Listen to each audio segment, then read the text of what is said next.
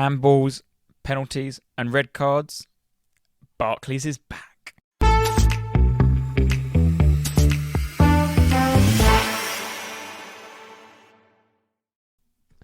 Afternoon, Tate. How are we doing, Jack? You alright? Yeah, all good. All good. Lovely Sunday afternoon. Sunny. Yes. Down the bunker. Day earlier. Thought get ahead of. Obviously, I'm at Spurs tomorrow, so makes sense to do it today. Nice not having to come out and it's pitch black. Yeah, you said it when we came in. It was obviously sunny out still. It felt a bit different to the last couple of weeks, but yeah, Sunday afternoon. And it's worked well this week because of the 8 games that were played yesterday, and there's only the West Ham Villa game. Yeah, it's only one today, isn't it? Yeah, and Spurs tomorrow. Mm. Who've got tomorrow? Fulham.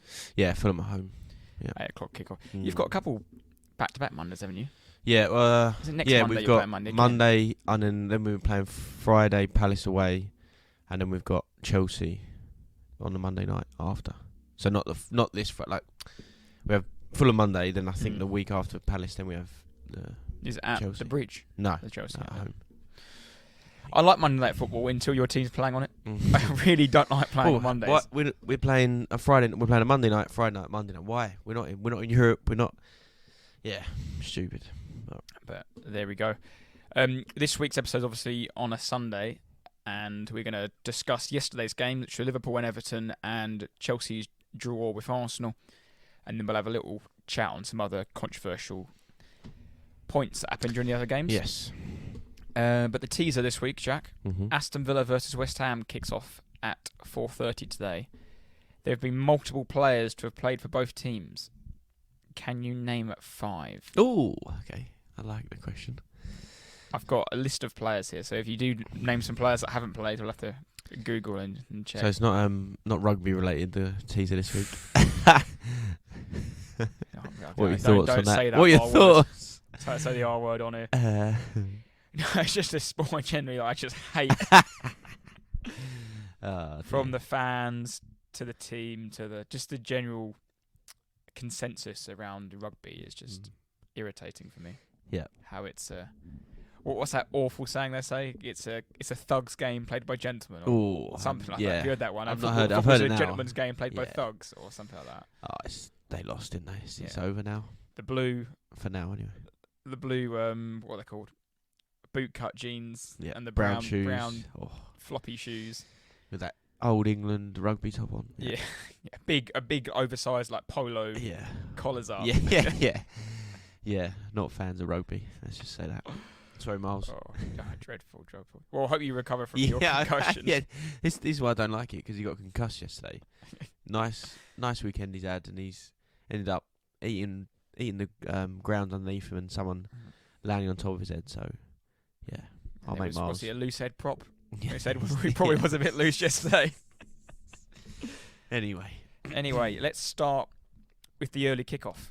Never back the early kickoff. Yep. Our predictions. You backed your man. Yeah, I thought Dyche. I wouldn't say it was going their way, but it was getting a bit towards us, and then 70th minute I thought, it could be a chance here, but no. They actually played quite well, Everton, I thought. But going back to the beginning of the game, Liverpool started for the first time this season with all 3 new midfielders. So it was a 3 of Szoboszlai, McAllister, and Gravenberch. Is that how you pronounce it? Gravenberch. Yeah. Gravenberch. Then it was Salah, Jota, and Diaz up top. Game sort of started pretty evenly, really. I know Calvert-Lewin had that chance, that header. Liverpool had a few dangerous attacks on the counter-attack, and one in particular, I remember the breaking from it was an Everton corner, and Ashley Young made a great tackle. Yeah, he did a good block. Did you watch it on BT? It was on in the background. It was, to be honest, it wasn't much of a game, really. Liverpool dominated the ball, and they looked better on a counter-attack, but yeah, their record against Everton, or Everton's record against Liverpool, either way, is Liverpool just dominated that fixture for so long. It just wasn't a great game, really. Liverpool always kept them at arm's length, always comfortable, and yeah, the main talking points really were the ref again. Because ironically, once Young made the tackle, it was a great tackle to be fair, blocked out for a corner. It was weird because they had McCoist and Darren Fletcher on. Then they had Rio as a third, but he came in and talked every 15 minutes. It was just like you know when they call in the ref, but he actually sat with them as well. He didn't say anything for half the game, and then just said here and there. And he actually, at the point when Ashley Young made the tackle, he was like, "Oh, I can't believe he's doing this at 38, 39, whatever he is. Great player, always timing his tackles well." He just got it horribly wrong. Commentator's curse. Yeah. But like I said, we'll get on to the referee point. And I think it was Diaz, he knocked the ball past him, and then Young just checked him. And yeah, it was just a dangle his leg, like classic. The wingers breaking away and made the foul, and that was his first booking. And yeah, rightly so, really. And like I said, nothing really happened. I think Trent had a shot over the bar, Salah had a shot over the bar. Everton never really troubled them, like I said, kept them at arm's length. No, they're regardless of that fixture, they struggled to play football anyway. Yeah. You've seen them firsthand when you went there and watched Luton, and yeah, they're a struggling side anyway. And then when they go down to 10 men, it's and then it's fully fledged dice ball and 9 men or whatever, goal in, 9 men behind the ball and defend for their lives. But yeah, they're a horrid watch, I'd say, Everton. And like I said, that you just alluded to, then Ashley Young was then 1-on-1 again with, I think it was Diaz again. Yeah, who span him. Yeah, it was. It was right in front of the way in, wasn't it? Span him in the corner, and he's brought him down. And you think, it's a rough if he's wasn't on a yellow, it's a yellow card all day. Yeah. And the camera pans to Craig Pawson at the time, and he's like giving himself some time. Obviously, the Liverpool fans are baying for blood. Yeah. The Liverpool players have come over there, and he's given himself. I thought he's not going to do it. He's not going to do it. And it was about 10, 15 seconds later. He then walks round. He's and obviously sends getting him the other spoken. yellow. He's definitely getting spoken, and they're saying blah blah whatever. Like they're probably looking at a tackle because it does obviously it's a foul, but you don't know, he might have nicked the ball and it could whatever. But yeah, obviously it's a foul, and yeah, second yellow has to be given. Rightly so for you. Yeah. Like that. But then my opinion sort of changes when other things happen in the game. But yeah, at that moment in the whatever it was 37th minute, that was 100% has to be second yellow card. And it came just. It was the first game back, and this is my issue with the Red. They're so bad now. It's gone beyond a joke. Yeah. The last game before the international break was Arsenal City, when Oliver said that apparently he wanted to try to keep 11 versus 11, and Webb said, he was a bit lucky. Like he probably was trying to keep 11 versus 11 early on. The first game back. They just changed. Changed their mind again, and remember last week we spoke, and he said, "Who's the ref?" I said Craig Pawson, and that was the first name that popped in my head, and I didn't even know he had that game. But yeah, it's just No, you're right. Like we jump ahead, but yeah, the refereeing decisions just from yesterday on one Saturday. You just look at that and just all of it. We've got the examples and lists. We'll go through it, but it just like exactly what you just said. The game before the international break, they were saying one thing, then suddenly, first game back, literally first game midday, it's now suddenly the ref's done something different. What were they doing for 2 weeks? And the guys that cocked up in your Spurs game were back this weekend, weren't they? Who was Darren? He was full official for some Brentford game. I think it was, Keep him low key. I think we had one of them, maybe running the line or something. But surely they need to be like in training again. They need if he shouldn't be sacked. I think that's like the wrong. You shouldn't be sacked at all. But they should be in the VAR room with someone who they think is going to do a good job, and then showing them how to do it. Or you know, the guy that trains them in VAR is Lee Mason. He's the guy that got sacked last year. He's back. Yeah, it is a mess. It is a mess. And that was the half. They were saying commentary, and it was true. If Everton can get to half time 0-0, because it was about the 35th minute, I think he got sent off. Yeah, 37th. Yeah, and to get into half time 0-0 was a result for Everton. Second half started, and it was just the same bombardment of it was just Liverpool. Backs against the wall, wasn't it? Like you said, Dyche they would have been happy with 0 at half time in the circumstances, but then you're going back out second half at Anfield with 10 men. It's just backs against the wall. Like I said earlier, just here we go, classic Dyche ball. I think we went 5-3-1. Just defend, and maybe late on in the game try and push for a goal. We'll see what happens, but. And Liverpool just carried on, didn't they? That was the next. Kanate got a yellow for blocking off. Is it Decore? I think it was, or something. Yeah, the 50th minute, and rightly so. It was a cynical foul, classic one, and yellow card, correct decision. And then it was literally like 5 minutes later. Beto got the ball when he had pinged it round him, and then he'd just been brought down, clipped his ankles, and then also shoulder barged him off. Got his body in the way and grabbed him. And the ref what are you doing? No, it's just. What are you doing? But yeah, it's just a classic. Again, it's a cynical. They're going on a break. The defender's been caught out. Immediately stops the player. It's the most yellow card you see all day. It just should be second yellow. You've given Ashley Young, which is, if they're giving the ref a bit of leeway. Yeah, it's a brave decision and all the rest of it, all those words, but you have to send off Kanata. You just have to. And I just don't know what.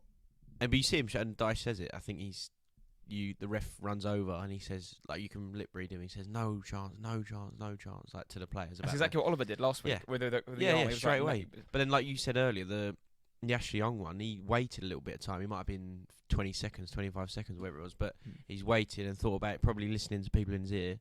But for the Liverpool one, he decided straight away that it was never going to be a yellow card. Unfortunately for Everton, I think it's one of them ones that the home team gets. Possibly. Like, a home team player doesn't get sent off for that. Possibly, but then again, that sentence alone is just what's wrong. Yeah, exactly. It's so wrong. But you see it all the time United players used to get away with stuff like that. But a smaller club gets sent off for things like that. Yeah.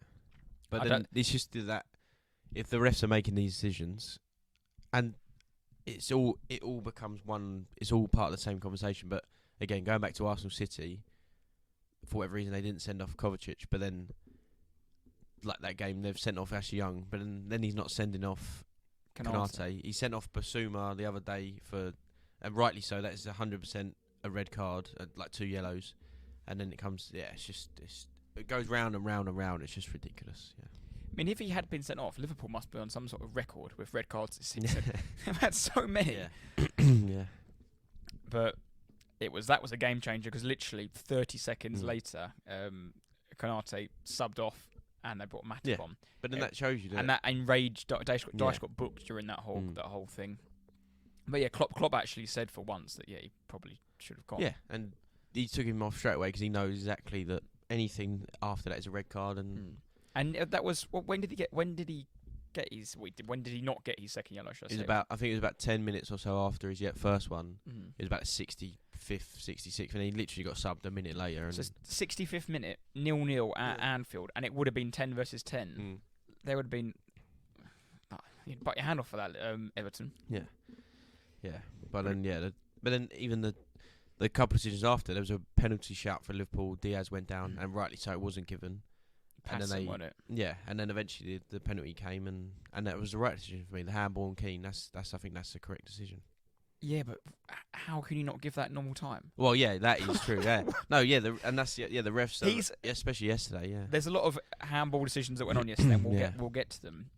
This one for me is so stone cold handball because he's 10 yards away from him. It's a cross come in. It's just hit him straight on the arm. And for me, like Keane's arm is so far out, and it's actually there for like before the ball's even crossed or whatever, and it's not one of those he's like turning and blocking. His arms are just up. His arm is like extended out. It's so, like you said, it's so obvious. Surely, and it's so far away. The ball's at least 10 yards away from me. It's travelled a little while. I don't know how like you said, the ref just needs. He's given a corner. What part of that body is that hit? yeah. And hit his leg. Yeah, it's got like his stomach go far right, does it? Like, stupid. But so then the VAR intervened, called him over to the monitor. He had a quick look at it, and then penalty. Salah steps up. Got a bit of a checkered record of penalties, but thumps it home. Yeah, great penalty. And that was it, really. When it was done, it was over that point. I think Liverpool had a few more chances here and there, and they had more counter-attacks, but they ended it off in the 97th minute with I think it was Diaz. Nunez came on. Curtis Jones. He's still suspended. Harvey Elliott was the one that came on. Had a good shot. Yeah, he had a good strike. Then good save from Pickford. But yeah, Nunez went through, squared it across to Salah, just slotted it basically into it was an empty net. It was done, really, wasn't it? Everton, they're probably quite frustrated, but they had a game plan, and their game plan didn't really change once they had 10 men. But yeah, that decision, if not, like I think Dyche said, it didn't totally change the game, but it affects the game in a quite a big way. And yeah, like Dyche said, come out and said after, I don't think it's rocket science today. The fact their manager took him straight off shows a clear sign of what he thought. So he knew straight away, didn't he? Yeah. And I don't know if you've seen this clip going around. I don't know if it's real or if it's no, been yeah, edited. the Klopp thing. No, Yeah. that's not. It's not real. I don't Obviously, think it was.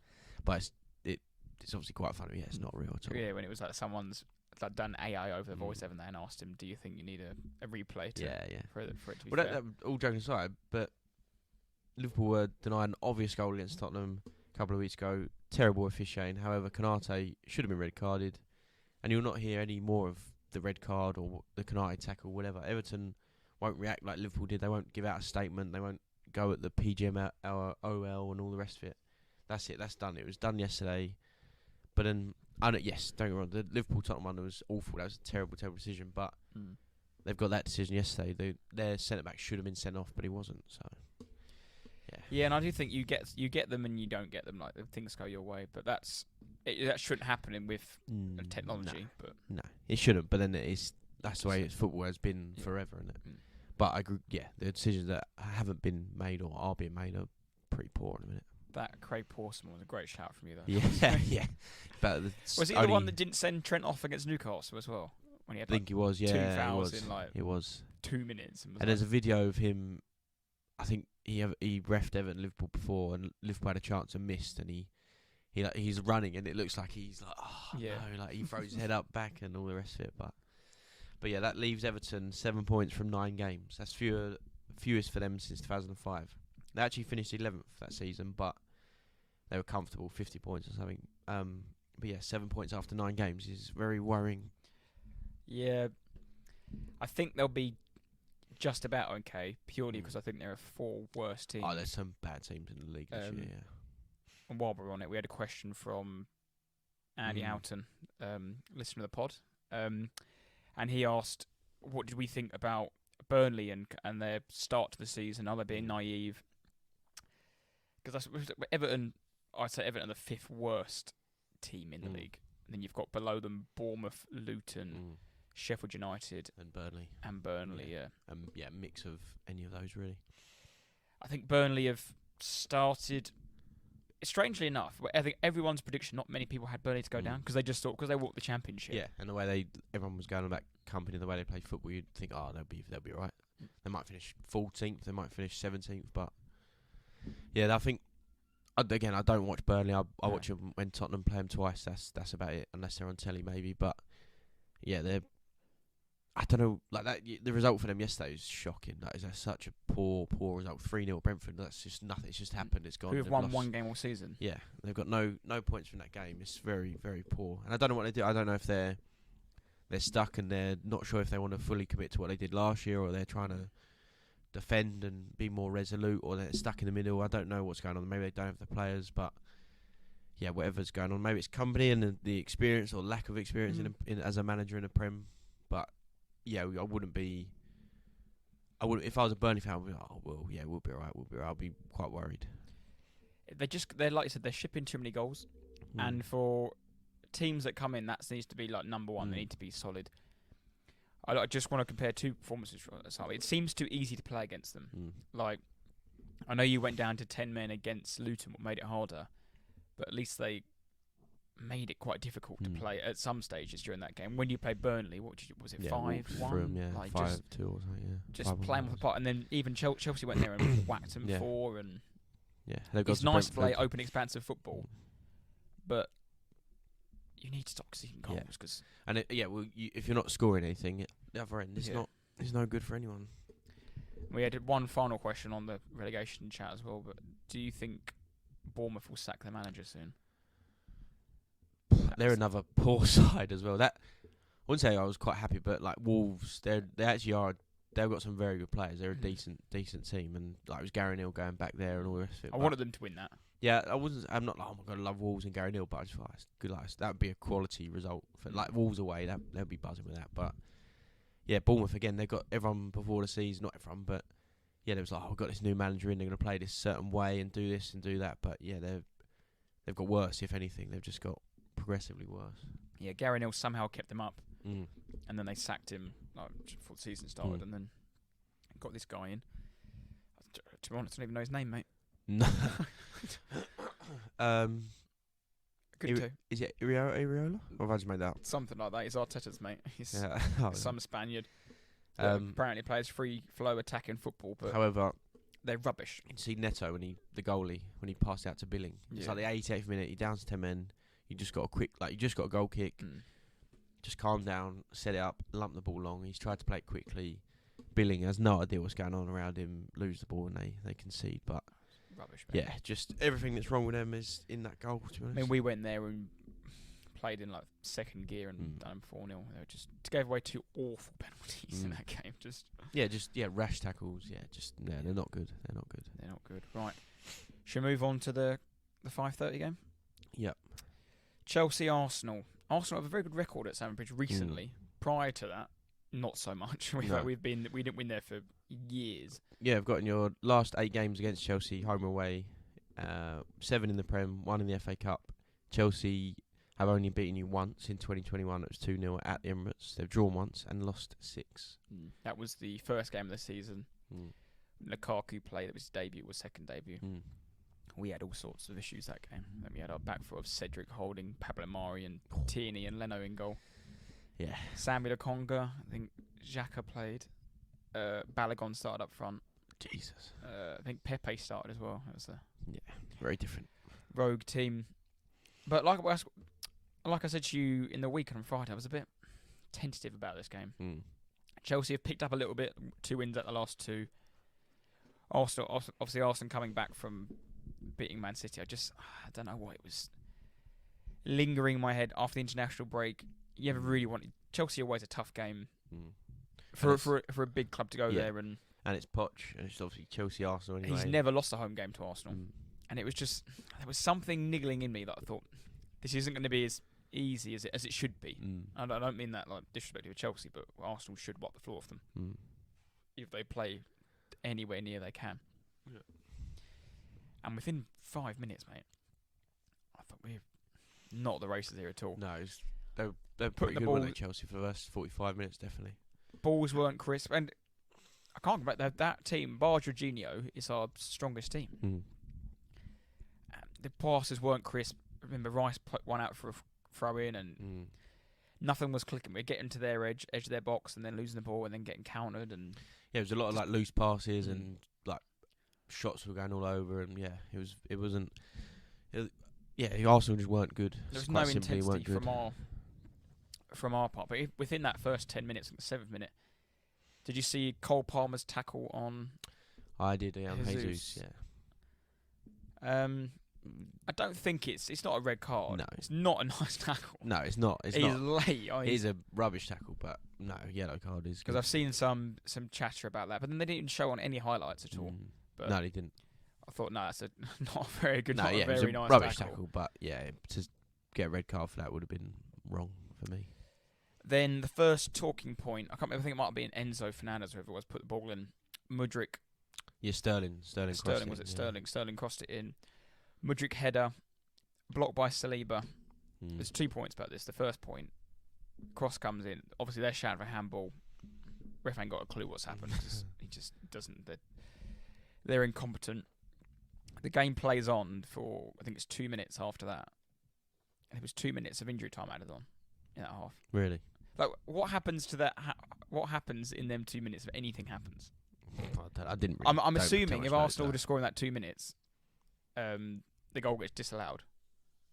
Yeah, and they give a penalty. It should do. I mean, don't know if it will, if it would, but yeah, it has. And like, what happens in them? Because they're sort of fake minutes, aren't they? Until the games get stopped again, because they didn't get added on at the end. Yeah, but then the fact, I don't know. I don't know much notice of that. But so, Mudryk's header did hit his arm. He is about a yard away from him. He's jumping. Yeah, that's a penalty for me. It's a penalty. It's a penalty. You might not think, but no, it's just a pen. It's one of them ones where I think if that's Thiago Silva, you'd want it. You'd want a penalty. Yeah, you'd want it. I think it'd be harsh, but in this day and age, it probably is a penalty. It was split in the studio. I think Redknapp was like, "There's no chance." But you see, how even Terry came out and said, "No way is that a penalty." Oh my god! There's no way that's a penalty, because if that was given against me, I'd be fuming. Well, yeah, you still are, and that's fine, but it's just a penalty. If the header's going on target, which it wasn't.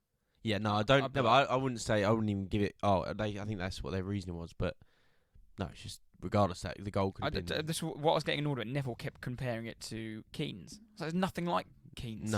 No, they're separate, but it's handball. It's Saliba. Yeah, it's just handball.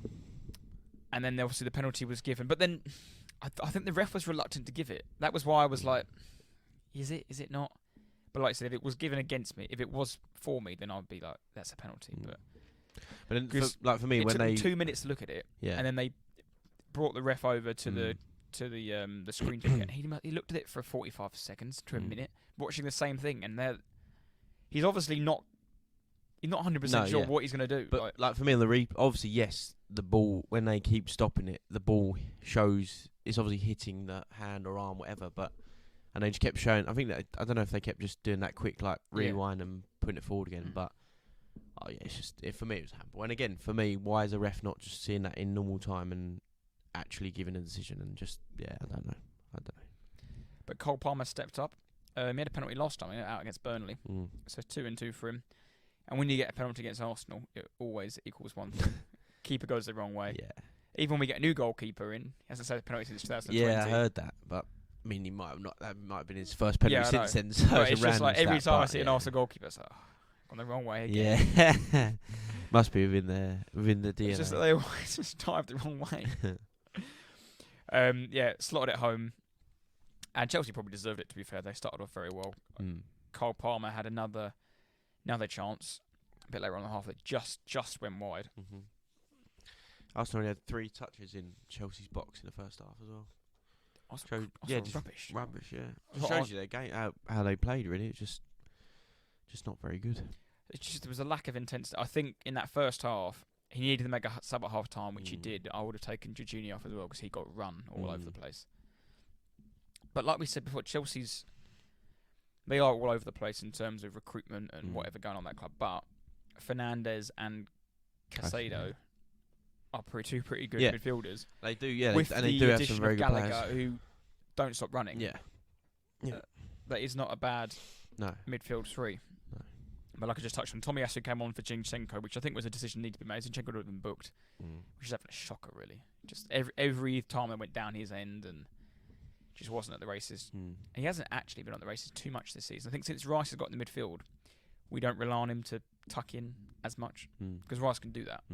So we don't need him there as well. Whereas Tomiyasu is a far better defender. You actually need once you don't need that, you need a left back or a defender that's actually quite good at defending or better at defending than he is attacking. So Zinchenko he was obviously very good, like you're saying, without Rice and in that role. But maybe now you need to play Tomiyasu more or look at something different. I think in the bigger games, because I've just off the top of my head, Spurs at home, I think we took Tomiyasu off. I think took Zinchenko off.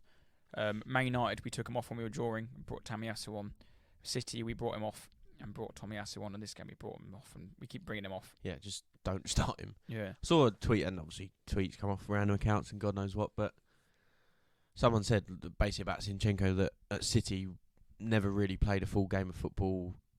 Obviously, City are a very good team, different squad, different manager, but obviously Arsenal is now being asked to play all the time, but maybe he's not that good is the wrong word, but yeah, maybe he shouldn't be a starting left back. It should be Tomiyasu, or there should be someone else. Well, we signed Timber in the summer. I think Timber was going to be the player, but Zinchenko I think could do a job in midfield. Like, he's got less responsibility because he's not the most athletic of players. Yeah, like he could easily do that role Jorginho did. I was going to say instead of Jorginho maybe with Rice next to him. Yeah, because he plays that role for Ukraine. But 3 minutes into the second half, his Ukrainian teammate Mudryk. Of course, he was always going to score. Lobbed Raya. Scores two things. He just whatever happened, he did not mean it at all. I think Raya has got so much stick for that goal, and I think he can't blame. I don't think it's honestly his fault. Well, that's what I mean. Yeah, I literally not. Maybe he did make mistakes further on in the game, but for this goal, Mudryk, just hits a ball and obviously wants to cross it, but it's one of those like. Yes, of course, it makes Raya look stupid, but Raya's never expecting that in a million years. So the way it come off his foot and go loops, it's the only way it would have gone in the goal or gone in past Raya. And yeah, it's a mistake, but also no, I don't think anyone's prepared for that. So even if he's like 3 yards further back, I think he's still getting lobbed because, like you said, he's not expecting that. No. The cross is nowhere near the target. No. And I said that's the only way he could possibly get beaten by there. He doesn't look at the goal once. He doesn't even get his head up. He just crosses it in. No, it's just he's off balance. Bad cross with his weak foot, and it loops in. The commentator was like, "Yeah," on match day was trying to say he meant it. I'm like, what? Yeah. What are you on about? Yeah, they're saying the goalkeeper coach, like that's something they worked on.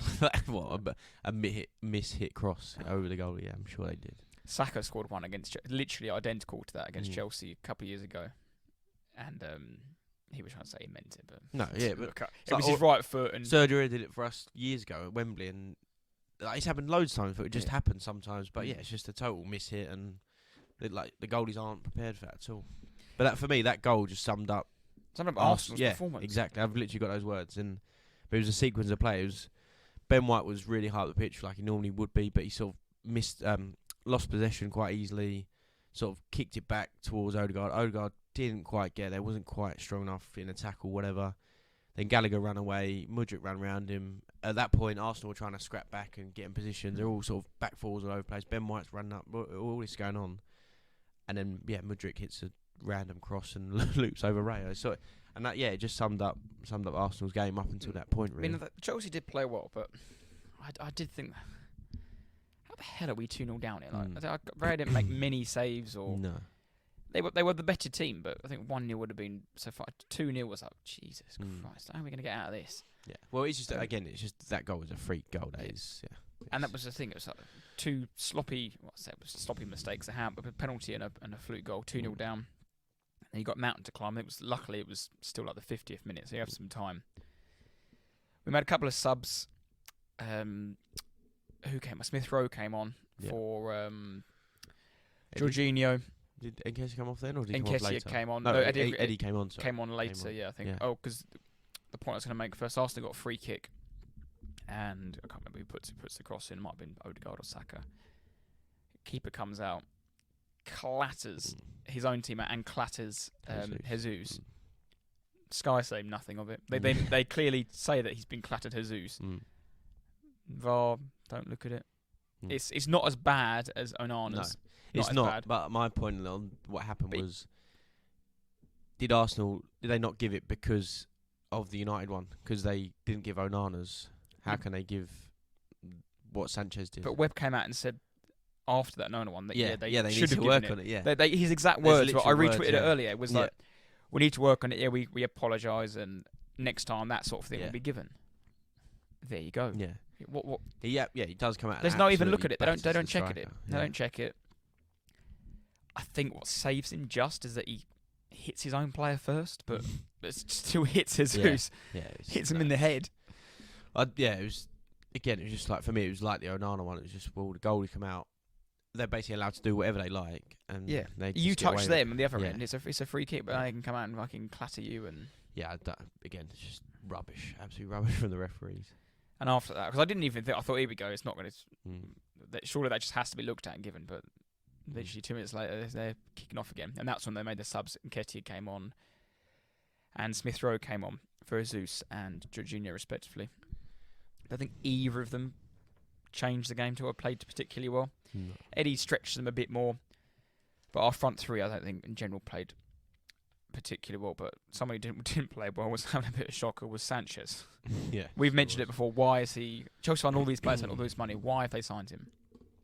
He was third choice at Brighton. Had a few iffy moments in the first half and a couple in the second half. That pass.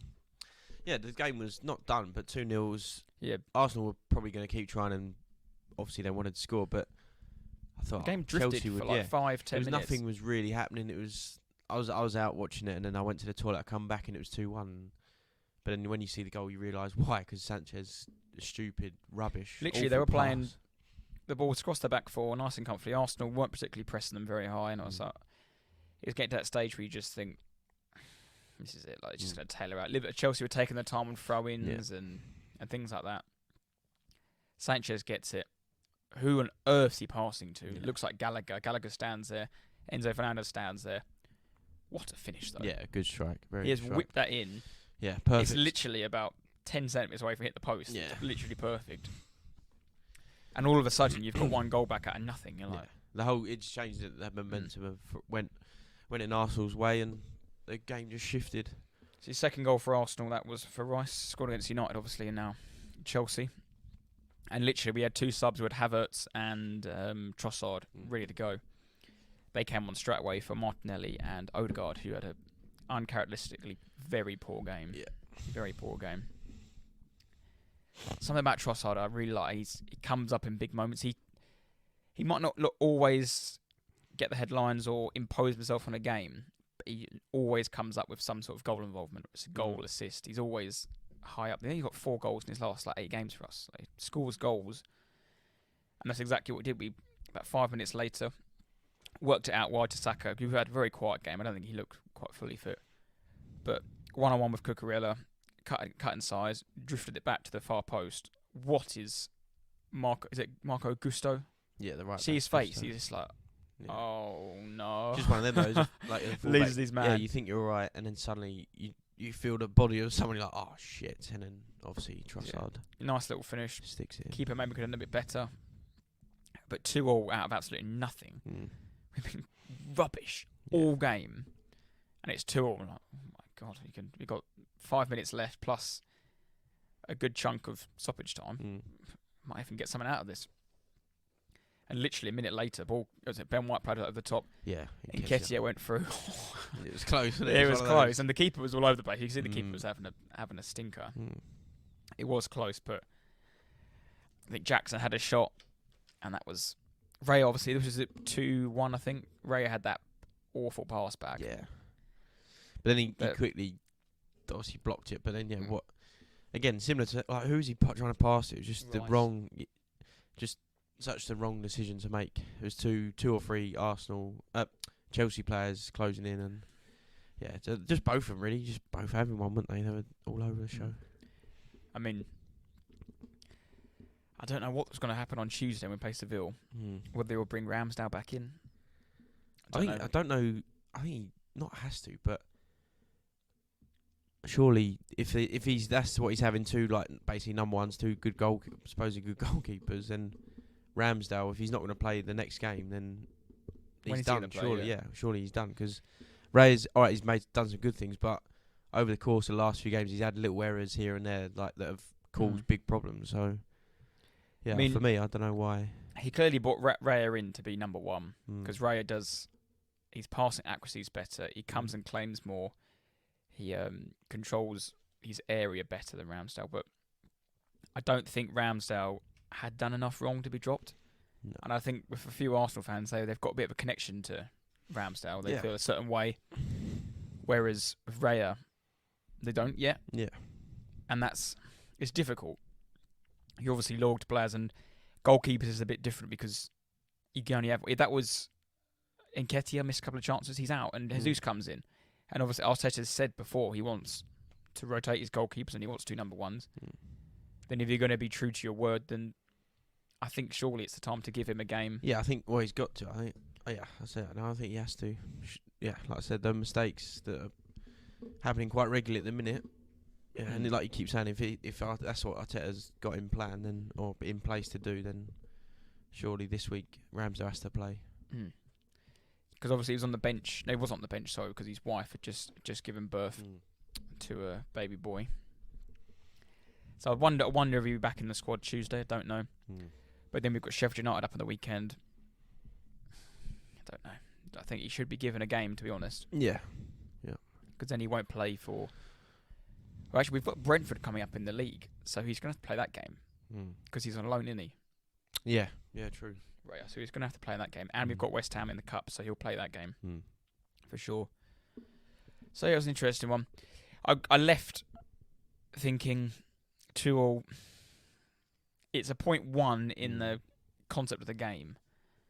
And I had a dodgy feeling going into it, but Chelsea, I don't think they're very good.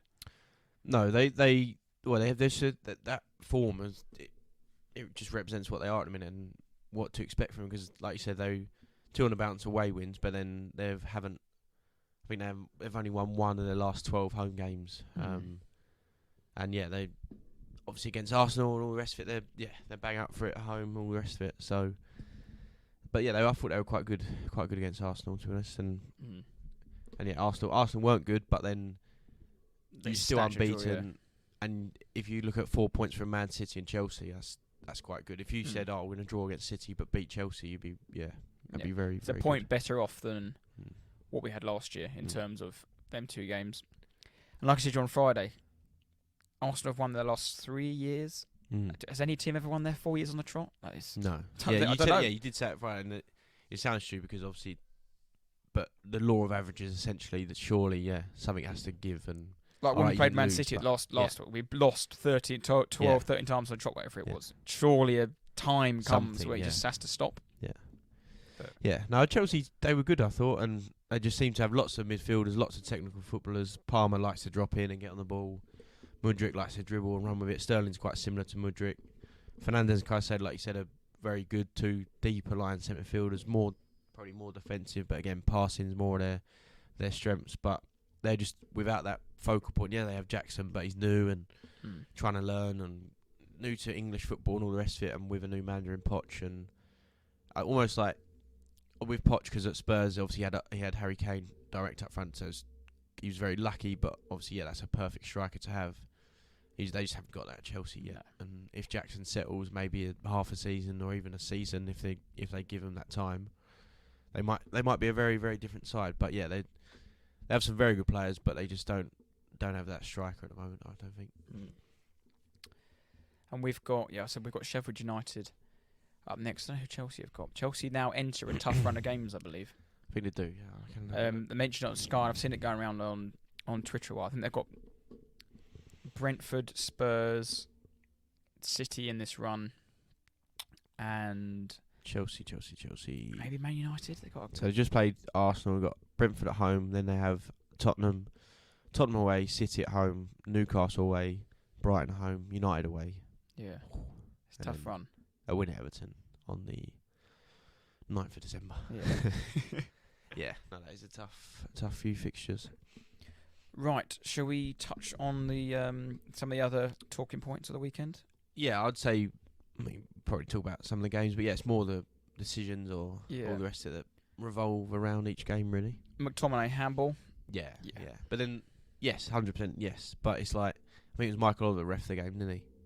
Yeah. And he like you said earlier about the other decisions, he gave it straight away about even, he knew, right, decisive, yes, handball. It was obvious. You see the lean and McTominay's own, like you said, Keane's hit his arm.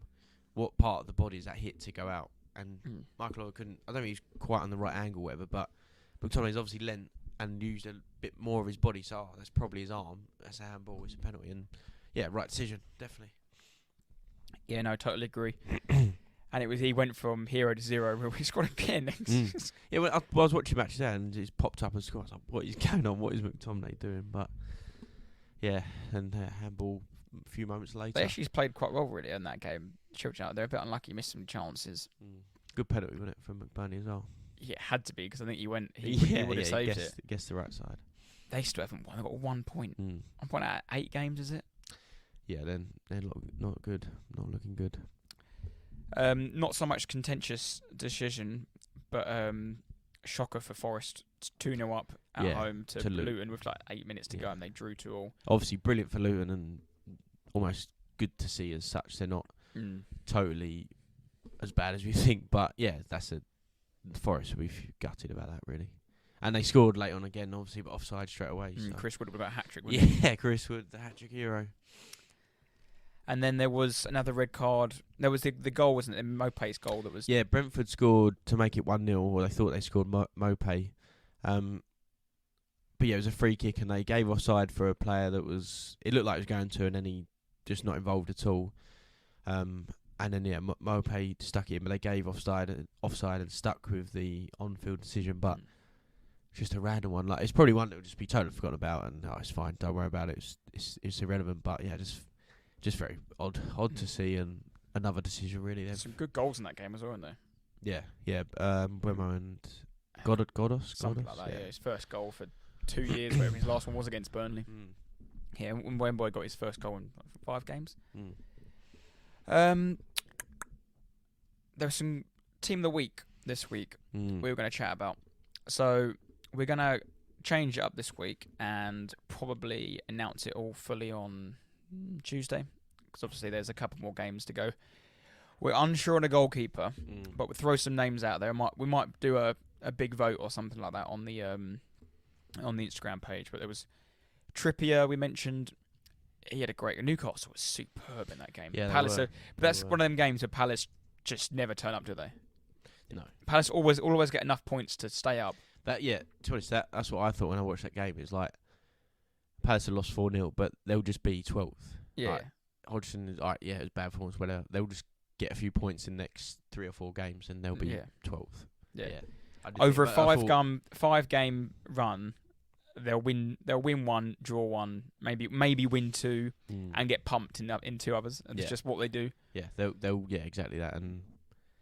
But yeah, the Newcastle were good. Though. I thought they were pretty good. How aesthetically pleasing was Trippier's assist for Murphy? When the ball came to him, he just opened his foot up. He just placed it there. It was good. Murphy and I thought weird celebration when he scored. It's like, and even Murphy's assist, his cross or ball over was lovely, like a lovely little curled one as well. A bit like Trippier, but yeah, it was nice. So Murphy was the next player up, goal and 2 assists on his first Premier League start of the season. Fantastic. Yeah, Diego Dallo as well. We put in there. I don't think his performance was. I think Graham were great, but great finish. Keeper maybe done a bit better, but a great strike from the edge of the box. And then we also had Salah, Chris Wood. Yeah. Cole Palmer will probably be in there. He was fantastic on the day. Yeah. Not sure about the goalies, are we? Yeah, bit undecided on the goalies. Hopefully, we burnt Leno, man of the match, on Monday night. Yeah, we might leave that one to you guys, or maybe do a couple of votes. Yeah, we've got 2 more games, so we can. There's been a few good performances this weekend. We'll let that one go. Do you want to give us a prediction, Jack, for the week? So Tate got his was it first points or no? No, I got first points last week, I think. But yeah, I said 1-0 Everton. Tate said 4-0 Liverpool. 4-0, yeah. Saturday. Let's have a look. There's some good games on next week. It's a Manchester Derby, isn't it, on Sunday? Oh, is it? What are the games on Saturday? Saturday Premier League. Chelsea at home to Brentford. You've got Sheffield United, Bournemouth, Burnley, Wolves at Newcastle. Let's go Championship. Have we done Ipswich yet?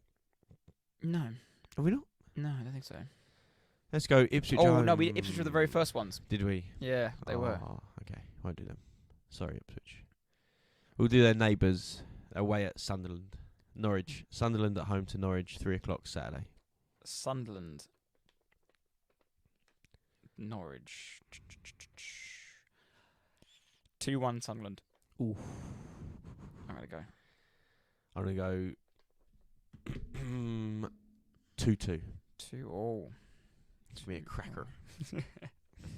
Well, talking of Norwich crackers, that would lead me on nicely to my winner of the week. Oh. Yeah. Very nice. My loser of the week is also involved in this game. So bear with me here. The winner of the week were the Leeds United fans. Every time they cut to the Soccer Saturday lady presenting and whatnot, all you could hear were Leeds fans singing, even though they were 2-0 down. 2-0 down, I think it was in the second half. There's 2-0, it might be in the first half.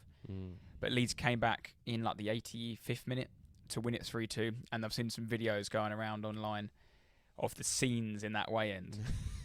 And they're just limbs, because they've had to travel a long way from Leeds to Norwich Saturday in the rain, pissing down all day. See a team go 2-0 down, probably playing crap, giving all sorts of abuse. And I think it was Somerville. We scored the winner in like the 85th minute. And there's bodies everywhere. There's bald fat men, bellies out. It's just everywhere. Classic league. And that's your just classic football league. Yeah. That's what it's all about. That's where you pay your money. That's where you love it. So that was my winner of the week this week. Love the Leeds United fans. See if we get a clip of that. Clip of the away. Yeah. A big old Leeds belly. My winner of the week is actually for a player from Wealdstone FC, Taran Alarakia. He equalised Saturday against Bournemouth live on TNT Sports to make it 1-1 It was actually a brilliant goal. He picked the ball up about halfway line on the left-hand side, carried the ball, keeps on running with the ball, goes by one, goes by two, and by this point he's just inside the box on the left-hand side still, and then he goes past the third defender, gets on his left foot and slots home to make it 1-1 for Wealdstone. I think they're away, possibly away at Bournemouth, but yeah, great individual goal from an old teammate of mine, Taryn. So yeah, brilliant goal. Oh, very nice. You play from in America? No, Shenfield actually. Yeah, in sixth form. But yeah, very good goal if you can find it. Wealdstone, Taryn. Yeah, very good. So loser of the week, I was thinking maybe Craig Pawson, just for that awful decision. Maybe all those fake rugby fans. That was close. Yeah, that was.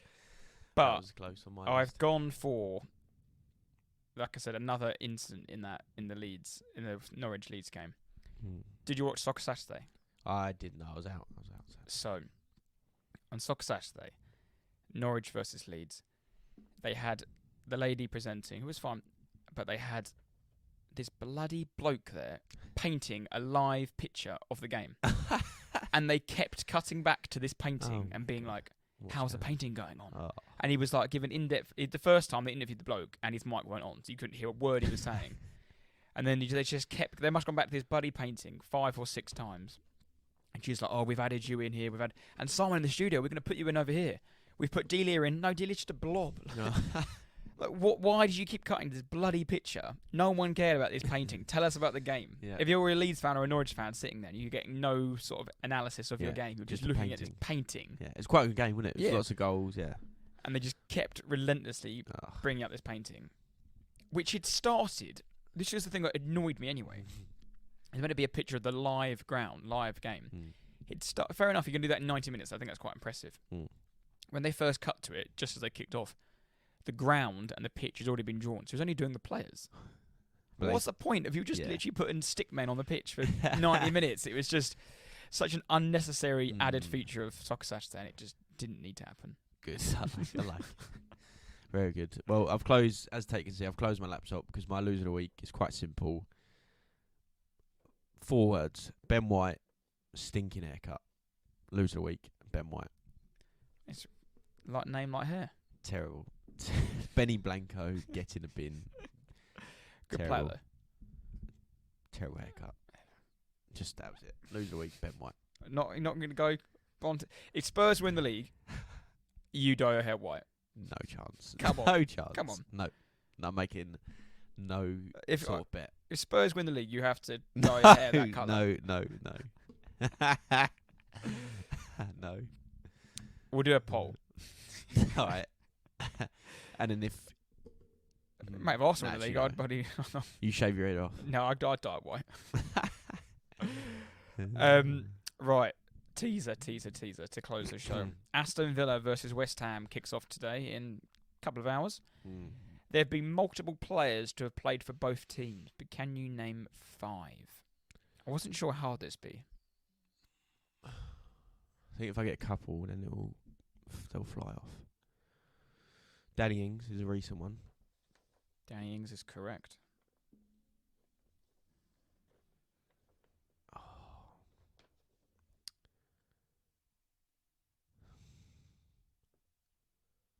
James Collins, he's Ginger Pele. James Collins is also correct. Oh, that idiot Joe Cole. Joe Cole is also correct. 3 out of 5. Thinking of...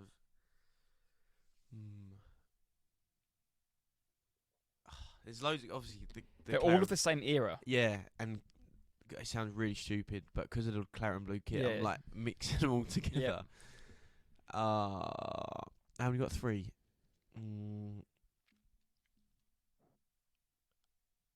Oh God. Not Jarvis. He didn't play. No, he didn't play for Villa. Not for Villa, no. Oh, that era. Like, I'm thinking of James Collins' team. There's definitely a few knocking about. Oh, was it him? Right. Rio Coca. Did he play for it? Yes. Yep. And there's one more. Oh, there's obviously a few more, but. I'll give you a clue of a position. That'll help you out. Go on. Think striker. 1, 2, 3, 4, 5 of these on this list of strikers. Oh. Is it him or him? I've got two names. Oh, no, Harewood. Is it Harewood? Harewood. Yep. Yeah. I'm thinking of Colton Cole, but I don't know if he Colton played. Cole was correct. Did he? Yeah. Because I had them. I'd both of them in my head. I didn't know which one. Trying to think of else. Who else? And done 6. I said Joe Cole. Not sure. You got the whole list? Yeah. Strikers. Apart from those two. So I wrote one of them down twice. So there's actually there's 2 strikers left. Yeah.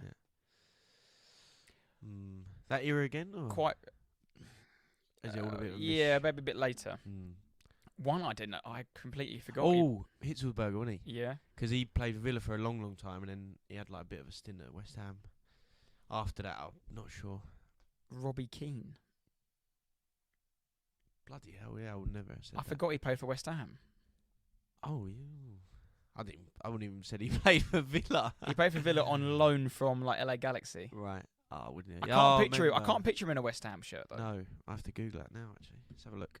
But that's what my research told me this morning. David James. I've never said David James. No. And the other one, or the 2 other ones, John Carew. Oh yeah. But then I forgot him at West Ham though. No, he was finished then. Yeah, I just picture him at Villa in the Acorns kit. And Stuart Downing. Downing. That's maybe why I thought Jarvis. I don't know. Downing. Yeah. That's pretty good. Yeah. How many games did Robbie Keane play for West Ham? He couldn't have played many. many. He can't have played. Was he like Avram Grant era? Or did he go there on a loan from... Yeah, West Ham on loan in 2011. I mean, according to Wikipedia, probably quite off, but he says 9 games for West Ham. Yeah, it sounds about right. 2011. Yeah. Who's their manager in 2011? Probably Avram Grant. Yeah. Something like that. 2011. Kirbishley. Sam Allardyce. Sam Allardyce.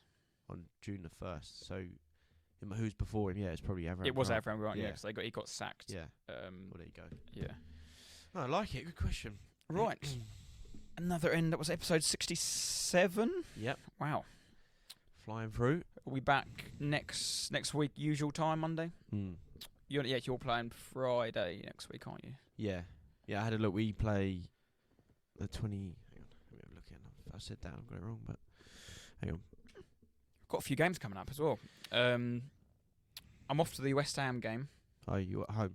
The away game in the Cup, yeah. Oh, the Cup, okay. Seville at home. Burnley at home. Is that for Seville this week? No, next week, I think. Okay. Next week. We've got them away on Tuesday. Right. And then, what other game we got coming up? Lens at home. Nice. Got a few Champions League ones coming up, which will be good. Yeah, we play tomorrow night, Fulham at home. Then we play Palace on the 27th, and then a week and a bit after, we've got Chelsea on the Monday, on the 6th of Yeah, so maybe we do the podcast on the Sunday again. Yeah, we might do that. Yeah. All right, then. Yeah. Right, we'll leave it there. Yep. Quick prediction, Villa, West Ham? I'm going to go 1-1. I'll go 2-1 Villa. 2-1. Yeah. Right, we'll leave it there. Yep. Take care, guys, and stay loyal. Stay loyal.